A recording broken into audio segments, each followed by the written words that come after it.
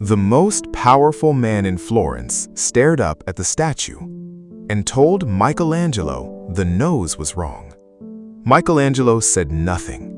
He picked up his chisel, climbed the scaffolding, and began to work.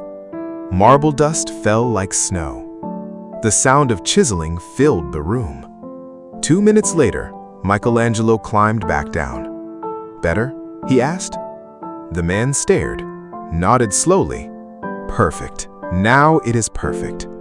Michelangelo had changed nothing. Not a single millimeter of marble had been touched. He won. Not through argument, not through logic, not through proving the man wrong. He won through action. And the most powerful man in Florence walked away believing the victory was his. That is Law 9.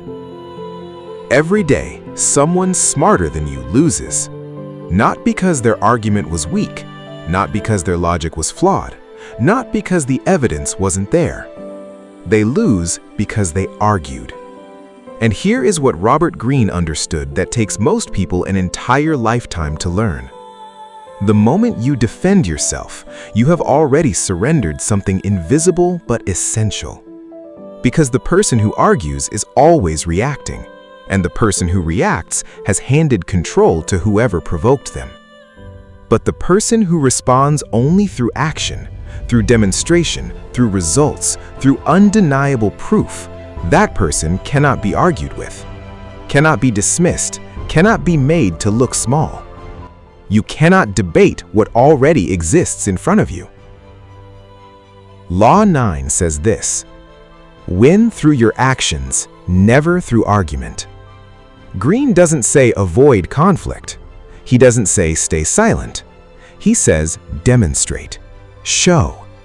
Make the point so undeniable with what you do that the argument becomes irrelevant before it begins. Because an argument, no matter how perfectly constructed, always leaves room for doubt. But an action leaves no room at all. The year is 1504. Michelangelo has just completed the David, arguably the most perfect sculpture in human history. 17 feet of Carrara marble, 3 years of work, every vein, every muscle, every expression carved with inhuman precision. It is a masterpiece. And a city official, a man of political power, not artistic understanding, stands before it and announces that the nose is too large. This is the moment that defines Law 9. Because Michelangelo has 2 choices. He can argue, he can explain the mathematics of proportion, he can describe how the nose is anatomically perfect. He can defend his 3 years of work with logic and evidence and reason. Or he can do what he does. He climbs the scaffolding with a handful of marble dust already concealed in his palm. He raises the chisel. He taps the stone, gently, rhythmically, while the dust falls from his hidden hand like he is shaving marble away. He climbs back down. "Better now?" he asks. The man stares, nods slowly. Perfect. Now it is perfect. Michelangelo had changed nothing. He bowed slightly, says nothing more. The official leaves satisfied, powerful, convinced that his eye for art had improved a masterpiece. And Michelangelo had given him that feeling, that illusion of contribution, of influence, of being heard, without surrendering a single millimeter of his vision. He won.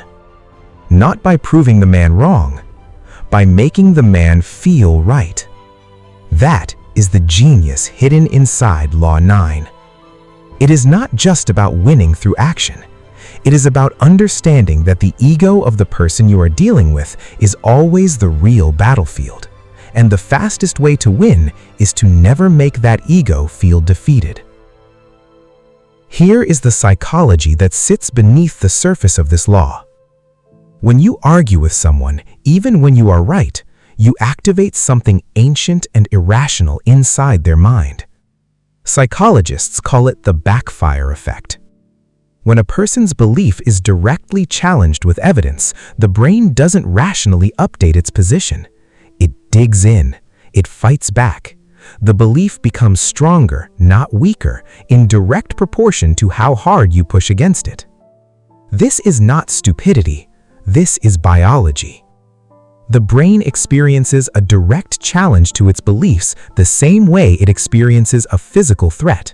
The defensive systems activate, the rational mind steps back, and what takes over is something older, faster, and far less reasonable. This is why the smartest people in any room are often the least effective at changing minds. They believe the quality of their argument determines the outcome. They believe logic should win. But logic rarely wins, because they are presenting their argument to the rational mind, while the decision is being made somewhere else entirely. Michelangelo understood this without the language of modern psychology. He knew that the official's ego had already committed to a position publicly. Proving him wrong would not change his mind. It would harden it. It would make an enemy. So instead, Michelangelo gave the ego what it needed, the feeling of being right, and walked away with everything intact. Greene identifies something even darker inside Law 9. The person who constantly argues, who corrects, who defends, who always needs to be right, reveals something about themselves that power cannot afford to reveal: insecurity. Because the person who is truly secure in what they know does not need to defend it. They do not need the external validation of winning an argument. They do not need the other person to concede. They know what they know, and they demonstrate it through what they build, what they create, what they make undeniably visible to the world. The ones who argue loudest are always the ones least certain of themselves. Because certainty is quiet. It does not need to announce itself. It simply exists and lets the results speak. Think of the people throughout history who changed the world, who shifted entire systems of belief, who moved nations. They did not win through debate. They built things, created things, moved first, and let the evidence accumulate until the argument became unnecessary. Darwin did not debate every creationist. He spent 20 years building evidence so complete that the argument eventually lost its oxygen.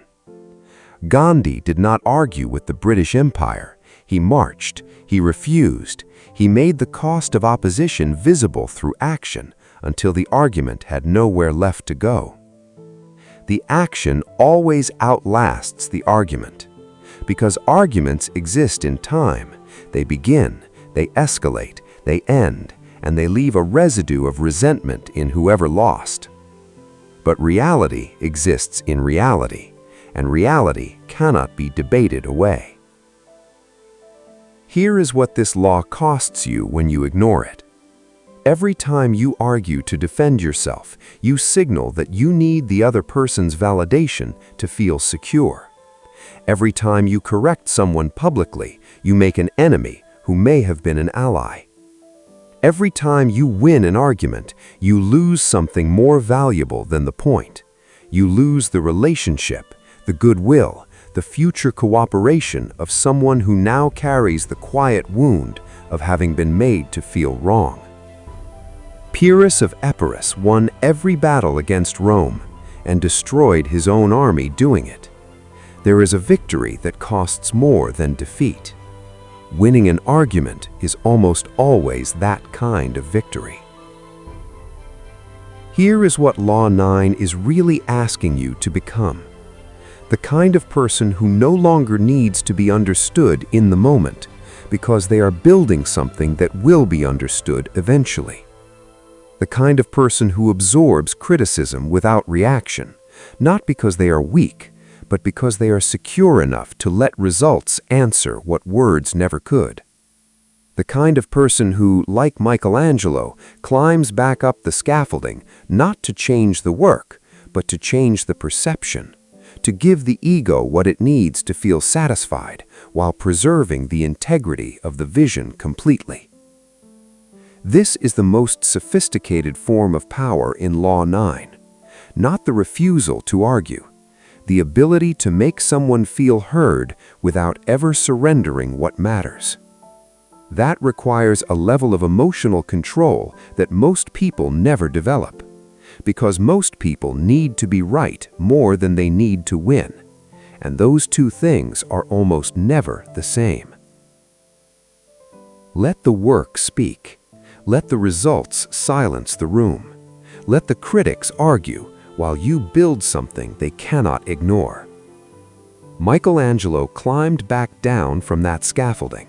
He hadn't changed a single thing, but he had changed everything that mattered. That is the quiet, devastating, and permanent power of Law 9. Not the loudest voice in the room, the last one standing when the arguing is done. Law 9 teaches you when to stay silent, but there is a law that teaches you something far more dangerous: how to use that silence as a weapon. That is where the real power begins. Until then, stop explaining yourself. Let what you build do the talking.